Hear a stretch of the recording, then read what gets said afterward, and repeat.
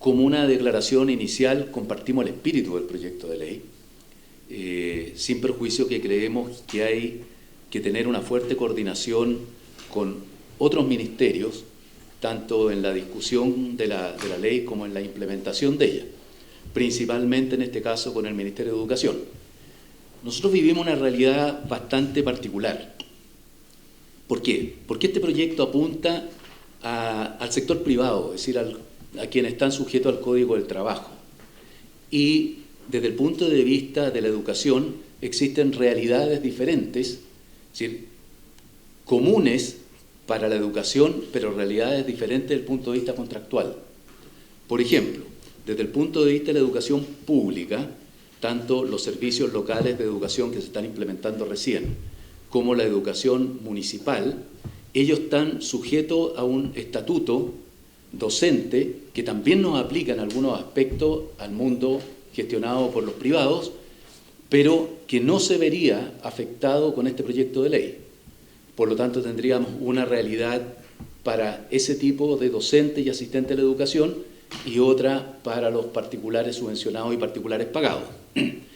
Por otro lado, hay una diferencia desde el punto de vista laboral para los particulares subvencionados con respecto a los particulares pagados. Los particulares subvencionados estamos sujetos, desde el punto de vista del horario, al estatuto, el estatuto de los docentes. Y a su vez, desde el punto de vista de los asistentes de la educación, un estatuto recientemente aprobado para el mundo particular subvencionado que se adscribe en algunos aspectos al estatuto de los asistentes de la educación. Y en el mundo particular pagado, ellos son Código del Trabajo 100%, por lo tanto, se le aplicaría, sin perjuicio a la gradualidad que se le dé en el proyecto, esta situación desde el mismo momento.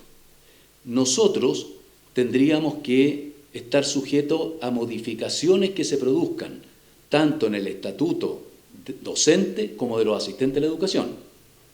¿A qué me refiero? El estatuto, tanto de los docentes como de los asistentes de la educación, establece 44 horas. Y en ese sentido, naturalmente, tendría que haber una modificación de ese estatuto para efectos que aplicara esta ley, este proyecto de ley. Ahora, ¿qué otras cosas nos complican? Es cierto que cuando uno dice podemos reducir de 44 horas, que es lo que compete al mundo de la educación, hay un factor a 40, hay un factor que tiene que ver con la productividad. Para nosotros es bastante complejo hablar de mayor productividad cuando estamos sujetos a una malla pedagógica. Es decir, no tenemos ninguna posibilidad de elevar la productividad si tenemos que cumplir con los horarios que establece la malla pedagógica. Por lo tanto, ahí, y al final voy a hacer algunas observaciones que nosotros creemos que deberían tomarse en consideración, pero ante una malla pedagógica rígida, la verdad es que no tiene ningún sentido que nosotros hablemos de aspectos de productividad. Es decir, podemos tener a los docentes y a los asistentes de la educación extremadamente productivos y la malla hay que cumplirla igual en el contexto de lo que hoy día existe de 44 horas académicas, tanto desde el punto de vista lectivo como no lectivo. Después, producto que, y centrémonos en los docentes, producto que no es fácil contratar docentes por el diferencial de horas que van a quedar. ¿Cuál es la lógica de esto desde el punto de vista de los sostenedores? Tendríamos que extenderle 2 horas más diarias hasta cumplir con el máximo de 10 horas a los actuales docentes, con lo cual no se cumple con el espíritu de la ley, del proyecto de ley, que es de que efectivamente tengan la posibilidad de trabajar solo 40 horas y puedan compartir con su familia mayor tiempo. Y tiene una lógica, es decir, no vamos a tener la cantidad de docentes suficientes para que suplan estas 4 horas que se les reducirían, entendiendo que hay cambio en el estatuto docente. Ahora, desde el punto de vista de la remuneración, hay un concepto, sin perjuicio que es un código, por código de trabajo el contrato, hay un concepto que se paga por horas. Por lo tanto, podría ocurrir, estoy poniéndome en el escenario, que alguien dijera, ok, yo tengo un contrato con tal profesor por 44 horas, pero hoy día lo requiero por 40.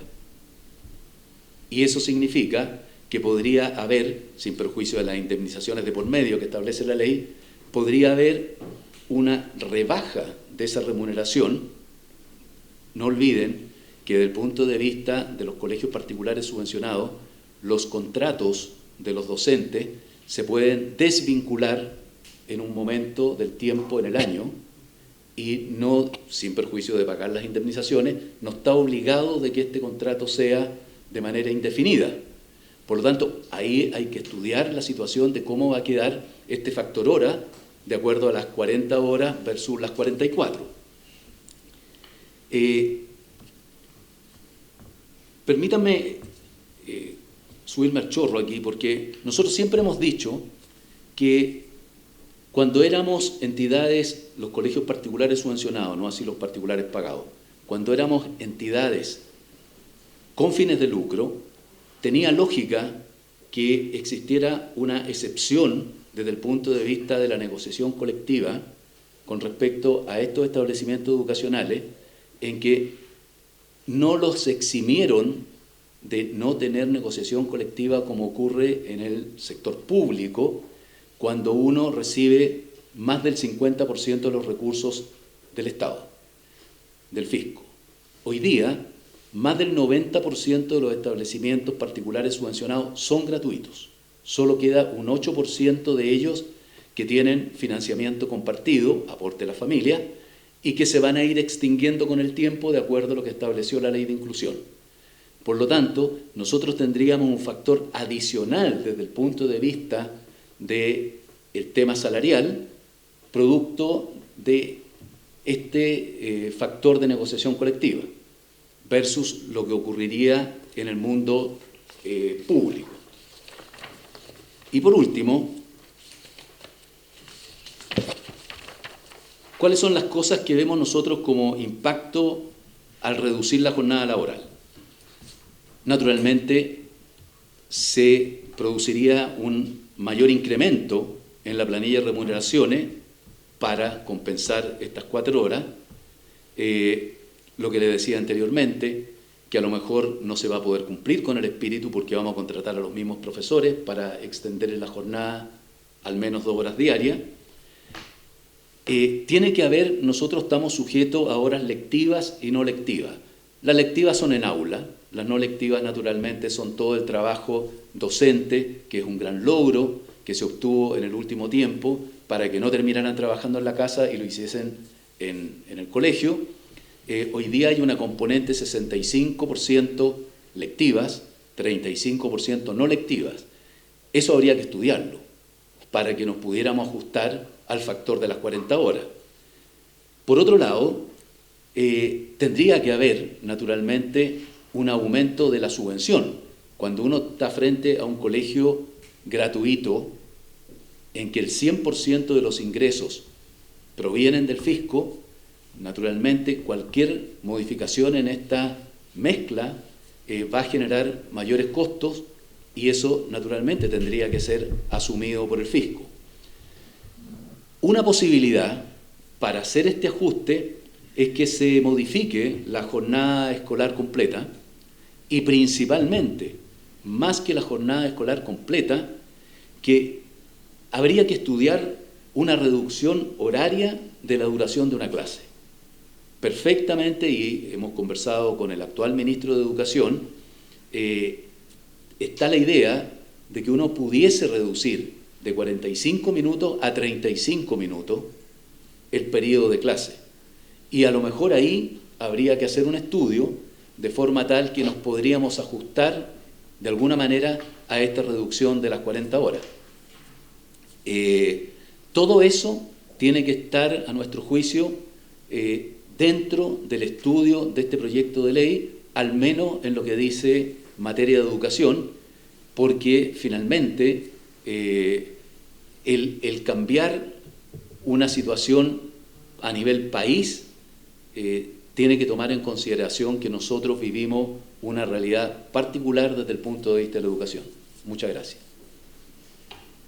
En el mundo de la educación no hay que olvidar que los docentes tienen prácticamente 1 mes y medio de vacaciones en verano y un derecho adquirido, la verdad, en invierno de las 2 semanas de vacaciones. No está establecido en el estatuto docente, pero sí, como se le ha dado a través de la historia, tienen esas 2 semanas.